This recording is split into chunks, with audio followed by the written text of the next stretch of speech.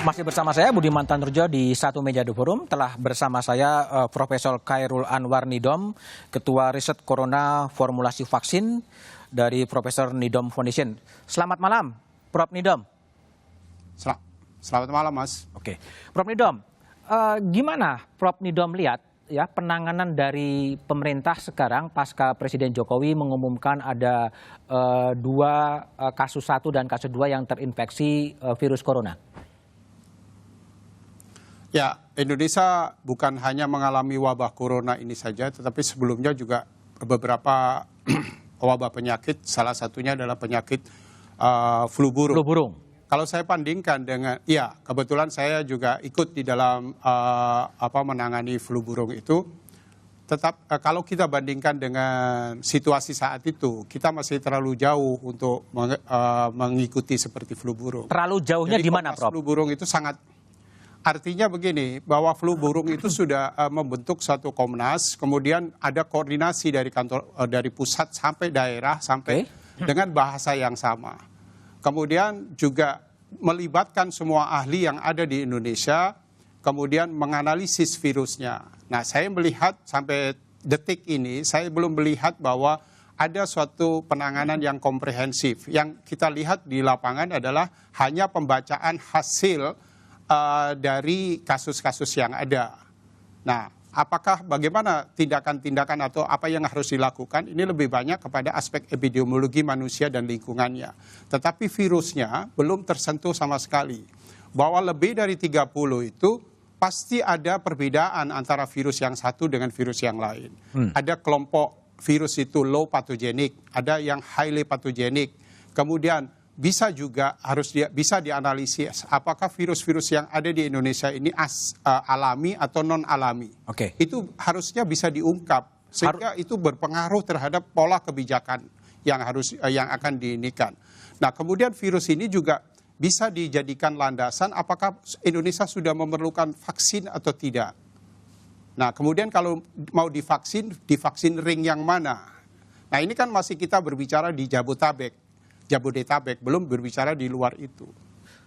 Kalau kita lihat dari sisi pengungkapan pasien yang positif dari 2, kemudian ke 6, ya 19, 27 dan 34 ini semata-mata karena memang baru itu yang bisa terdeteksi positif atau gimana, Prof. Nidom lihat? Kalau saya melihat bahwa itu adalah puncak gunung es. Puncak gunung es. Coba dilibatkan semua komponen laboratorium yang ada. Jangan hanya terpusat pada laboratorium Kemenkes saja atau beberapa saja. Tetapi semua komponen yang ada di Indonesia dilibatkan, termasuk juga laboratorium yang selama ini menangani penyakit-penyakit hewan juga bisa mempunyai kemampuan untuk itu. Itu pasti jumlahnya akan menakjubkan nanti. Gunung es ini artinya bisa lebih besar daripada bayangan orang gitu? Iya, karena virus ini adalah andalan utamanya adalah kecepatan dia menyebar. Kecepatan dia menyebar? Bukan transmisinya. Iya, bukan pada patogenisitasnya, bukan daya bunuhnya, tetapi kecepatan dia menyebar.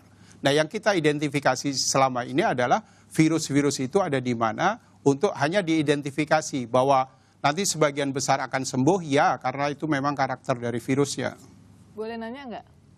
Sebentar, apakah kemudian ini juga bisa memberikan gambaran memang publik menjadi cemas karena memang perbedaan penanganan ketika flu burung lebih tersentral, lebih jalan dan sekarang lebih tidak jelas komandannya atau gimana, Prof. Nidom? Ya, kita diberikan semboyan, mari kita memerangi virus corona. Nah, corona yang mana yang akan kita serangi? Itu. Ini kan belum ada identifikasi virus itu. Yang ada itu adalah cuma diagnostik terhadap seseorang ditempeli virus atau tidak. Belum ada identifikasi dan karakterisasi dari virus yang ditemukan sebanyak lebih dari 30 itu. Kalau saran Prof. Nidom apa? Sekarang apakah memang kelembagaannya ditata ulang dengan membentuk semacam komisi nasional seperti flu burung 2006 atau gimana? Ya, karena saya melihat di Komnas waktu flu burung itu sudah tertata rapi, sudah menghasilkan SOP-SOP sampai ada hitungan bahwa berapa kuburan yang harus disiapkan, berapa rumah sakit yang harus disiapkan. Bagaimana dengan daerah-daerah yang seperti di daerah jauh dari ibu kota.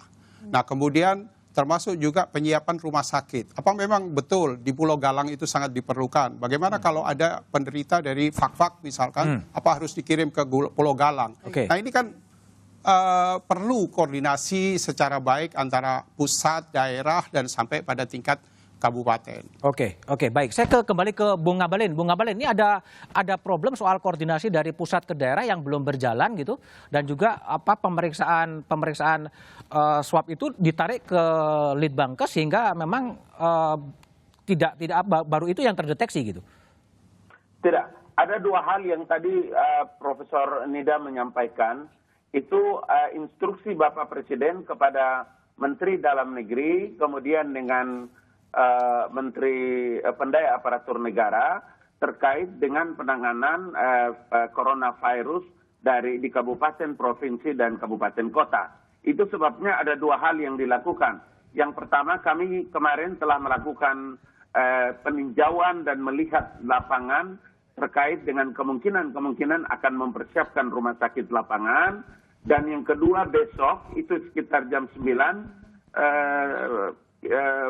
Pulau Galang menjadi tempat yang ditetapkan oleh Bapak Presiden dalam jangka waktu antara 3 sampai 4 minggu ini akan kelar selesai dibuat. Dan yang kedua tadi benar, saya setuju dengan Bapak Profesor Nidam bahwa dalam waktu dekat ini dalam koordinasi kantor staf Presiden, para ahli itu akan juga dikoordinasikan terkait dengan menangani masalah ini. Dan benar bahwa sekarang tadi sore kami juga telah melakukan pendataan terhadap sejumlah laboratorium yang telah memiliki kompetensi, kemudian punya pengalaman dalam menangani wabah seperti corona ini. Tadi Bang Ngabalin, tadi Prof. Nidam juga mengatakan rumah sakit di Pulau Galang nanti memang semuanya akan disentralkan ke Pulau Galang. Kalau ada orang pasien dari Fak-Fak, dari Manado gitu akan ke sana gitu? Apa perlu? Oh iya, jadi begini. Ini kan karena sekarang kalau seperti Pulau Galang ini kan ditetapkan oleh pemerintah, tetapi ada keputusan Menteri Kesehatan terhadap 147 rumah sakit yang saat ini dipersiapkan oleh pemerintah dengan fasilitas-fasilitas yang insya Allah dia memiliki standar WHO dan standar internasional. Demikian juga dengan rumah sakit lapangan untuk memberikan pelayanan langsung dan cepat kepada warga negara atau masyarakat yang kena coronavirus ini. Dengan begitu maka dua hal yang muncul.